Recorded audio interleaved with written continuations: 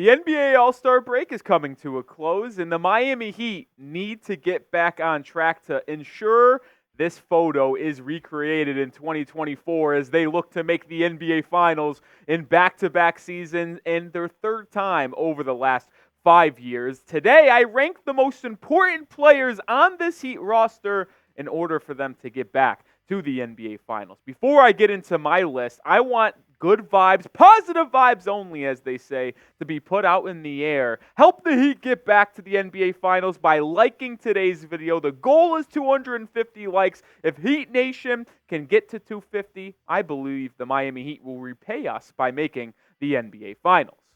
All right, the number one most important player, and this is self-explanatory if you ask me. Number one, Jimmy Buckets, Jimmy Butler. Hopefully everything's okay with him. It looks like he got back to social media yesterday, was posting clips of him working out, getting some shots up, as he was away from the team for the final 3 games before the All-Star break due to the personal matter where one of his family members passed away. So hopefully everything's good with Jimmy. But it is imperative that he returns to this Heat lineup and starts doing the post-All-Star Jimmy Butler thing that we have seen over the past 3 or 4 seasons. The first 37 games he played this year, they've been solid. You see an uptick in that three-point shooting.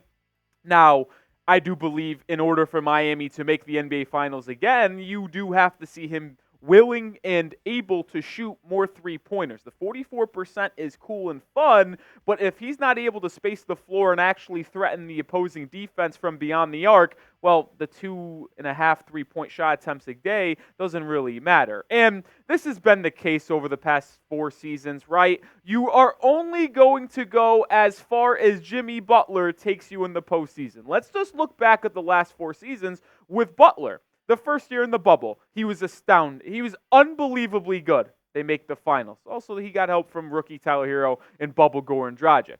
The next year, when they got bounced in the first round against the Bucks, he was horrible that series. He got outplayed by Bryn Forbes. Yeah, Bryn Forbes. That's why you lost. The next year, Butler averaged 27 points per game in that finals run, Eastern Conference run, evidently just coming up short against the Celtics at home in Game 7. Well, now let's go back to last year. The best player in the playoffs outside of Nikola Jovic was Jimmy Butler. You made the NBA Finals. It is very clear you are only going to go as far as Jimmy Butler takes you in the playoffs and for the rest of the season. Number 2 on the list, and this one might come as a little bit of a shock to you, but I truly do believe that the most important player outside of Jimmy Butler on this Heat team, well, it really might be the rookie Jaime Jaquez Jr. I'll tell you why in just a second, but I want to know who you believe the most important player on this Heat team is in order for them to make the finals. And how about this? I'll make it easy for you. No Jimmy Butler. Name the person down below who is the most important player for the Miami Heat. I want to go back to this guy right here, Jaime Jaquez Jr. And I think it's very cool and telling that we're talking about him as the second most important player on this team when he was just a rookie this season and drafted 18th overall. But one thing I want to flash for you guys here is that we have not seen the same Triple J over the past 2 or 3 weeks before his injury. And I believe this is a tale of 2 Jaimes, really. He got injured with that groin injury in the 39th game of the season. He did not miss a single game in his rookie year before that injury. He missed 2 weeks and then came back. Prior to the groin injury, he was averaging 14 points a night, 51% from the field, 35% from beyond the arc, and he was in serious consideration for Rookie of the Year. But in the 10 games since returning late January from that groin injury, it has been brutal, man. 8 points per game, shooting under 40% from the field, and 16.7% from 3. That is unacceptable. You see the drop-off between the two. And this is my question for Triple J. Is it the rookie wall hitting Jaquez? Because that is a thing, and you only play 35, 38 games a season in college, well, which is right about where this split ends and goes into 2 separate places. Or is it the groin injury that is holding Jaquez back? That is the main thing that I'll have to look at, but hopefully the All-Star break did Jaquez right, even though he was in Indiana participating in the dunk contest. Hopefully he's able to return post-All-Star break and become that player he was in the first 38 39 games of the season, because when he was averaging 14, shooting effectively, playing good defense, getting on the glass, the Heat were one of the best teams in the NBA, and then they go on that losing streak. Jaquez still regaining that footing. If he returns to that form, Heat are really cooking with gas. 3 more players to get to, but I got to show some love to our sponsor. They're back! Factor Meals is back on the Heat Report with a new code, by the way. HeatChat50. Don't get mistaken with the old code. But if you don't know what Factor is, let me tell you. It's delicious, ready-to-eat meals that make eating every day easy and better. Wherever tomorrow takes you, be ready with pre-prepared, chef-crafted, and dietitian-approved meals delivered right to your door. You'll have over 35 different options a week to choose from, including keto, calorie smart, vegan and veggie, and there's other options, calorie conscious, that's one of my favorite. And there's even more to enjoy with over 55 nutrition-packed add-ons that help you make weekly meal planning even more delicious. What are you waiting for? Get started today and get ready to have meals delivered right to your door. And I mean ready to go right to your door. I actually am getting my new package for next week delivered today. I just got back from my vacation in Florida. I ate like crap over in Fort Myers, Florida. It's time to get back on my health grind, and Factor Meals will help me do that. Head to factormeals.com/NBA, or HeatChat50. Remember, new code HeatChat50, and use code HeatChat50 to get 50% off. That's code HeatChat50 at factormeals.com/HeatChat50. Get that 50% off today. That is in the description and comments of today's video.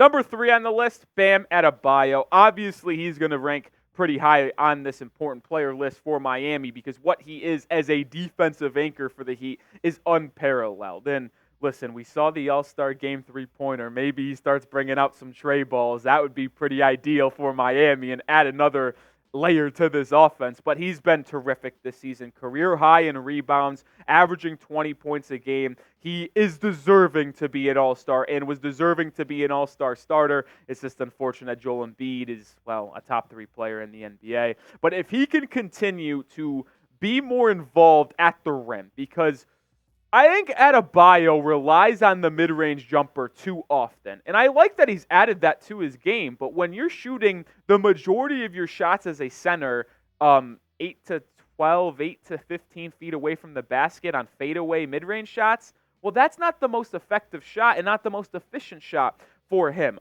When he is at his best, he mixes that in at maybe a 25-30% mark, but gets involved in the pick and roll. The Adebayo slams from the rafters coming in on alley-oops, right? That's when he is at his best on offense. You allow him to get in the pick and rolls, fall to the rim, catch the lobs, get the putback dunks. I like that he's added the mid-range jumper, but it will only help the Heat if he goes closer to that rolling big man style. And if they want to post him up, then he could go to that mid-range game when Tyler, Jimmy, and Terry pass it off to Adebayo. Get him more involved. You saw it at the end of the pre-All-Star break against the Celtics, against the Bucks, against the Sixers. Use those guards in pick and roll situation. Get him more involved at the rim, and he'll become a more effective basketball player.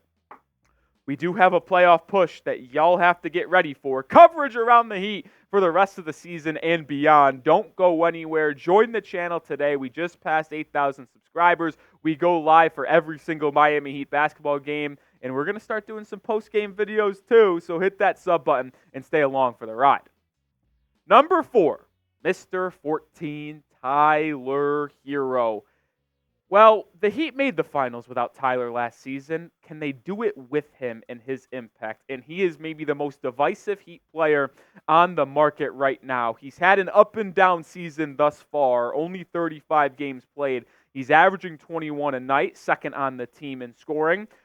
The efficiency is what is intriguing to me because he started the year out shooting really good from 3, bumped down under 40%. He's been above that mark almost all season long. But the issue that we've seen with Tyler is his volume scoring being the reason why you see those stats on screen, right? It's taking him 15, 18, 19 shots a game to put up 20, 21. That's not where Tyler needs to be. He needs to be shooting 12, 14 times a game to get the 20-plus per game, which means making more threes and shooting more threes. But I will say this when it comes to Herro. He has been really, really solid in terms of his playmaking, his facilitating, over the past week and a half before the All-Star break. I looked at that game against Philly when there was no Terry, there was no Jimmy. He had 7 assists. Like, I'm not asking Tyler Herro to be a guy who averages 7+ assists because that's not his role. That's why you traded for Terry Rozier, to give you the shooting and playmaking. I want Tyler to be that volume scorer at that shooting guard position to complement Bam, Jimmy, and Terry. But if he can provide that ability to get in the pick and roll, read the defense correctly, know when to hit his pull-up jumper, hit his floater, lob it to Bam, or swing it to the weak side for an open Jaquez, Duncan, Jovic, whoever they have playing alongside them, well, that will only help this Heat team go a lot farther. And I know a lot of people are going to want to say on this video that Herro should be coming off the bench because the Heat's most effective offensive rating team and lineup is when Duncan Robinson is paired up with Jimmy and Bam. And the most effective play, by the way, on the Miami Heat roster and what their go-to action is that provide them the easy buckets is a Bam and Duncan pick and roll because, well, there's so much gravity heading towards Duncan, and when he's shooting 45% from 3 and shooting above 50% almost in pull-up threes off the dribble, it's providing a lot of impact for this Heat roster. But I still believe Tyler Herro is going to be the difference maker if he could get that late second isolation scoring mark for the Heat alongside Jimmy Butler. Going back to Tyler Herro, though, what say you? Should Tyler Herro be a starter for the Heat, where it be Tyler, Terry, Jimmy, Caleb, Bam, or should he come off the bench and Duncan Robinson get inserted the starting lineup? Type S if you want him to remain a starter. Type your 6s like your Drake if you want him to go to the 6th man.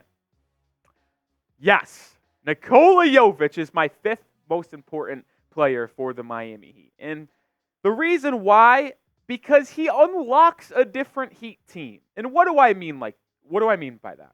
When you watch the Heat play, when Nikola Jovic is on the court compared to when he just doesn't play at all, you can tell the difference. And maybe the statistics don't back it up, but you can just tell with your eyesight. And the raw Nikola Jovic stats on a game-to-game basis aren't going to be flashy. They're not going to be something that stands out to you. Maybe that three-point shooting does.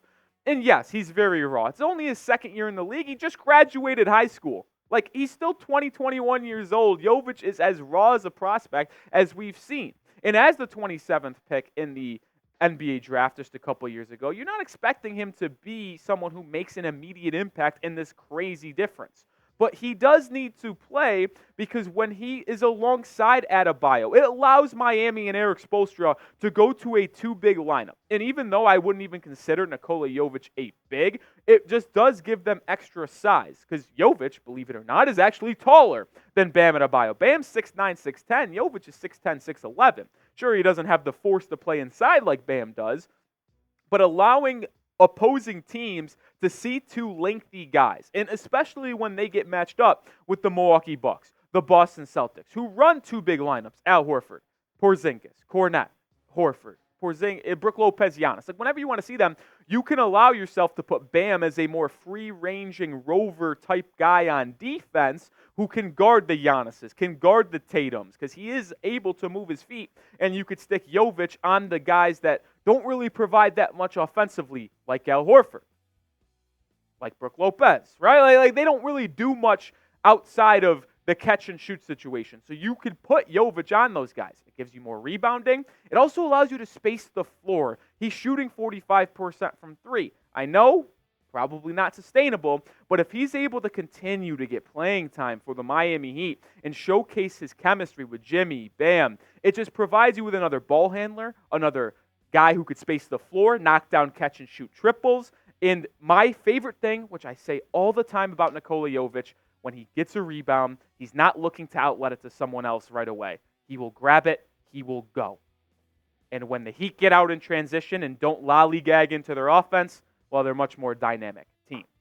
Before we head out here, I do want to mention, as an honorable guy, my 6th most important, the guy we mentioned a little bit earlier ago, Duncan Robinson. What he has done for this Heat team has been a revelation. To think that he was out of the lineup and out of the rotation last year in favor of Max Strus, had to play in the postseason due to Tyler Herro's injury, got his confidence back, and we are seeing that he is well worth that $15 to $18 million contract on an annual basis he is currently being paid on. If Duncan continue this hot shooting, and when you get to the postseason, the gravity that guy brings, and opposing defenses will tell you, and on the scouting report, they will say, do not let Duncan get open. Do not let Robinson, 55, that white man, get hot and get open from three. Well, that will only bring others more involved and more open as well. If Duncan continues hot shooting, the Heat are going to be scary in the postseason. Make sure you follow me on Twitter because, well, we're going on the road. And listen, I've always said this. The best way to be informed on the Miami Heat is to follow me on Twitter and be subscribed to the channel because I'll tweet the news first. Then I'll come make a video, for example, with DeLon Wright that he signed 4 or 5 days ago. I tweeted about it first. You would have knew about that before the video came out. Then you saw my full breakdown and analysis from the home in Fort Myers, Florida on vacation. So follow me over there on Twitter at Nic_Rohloff.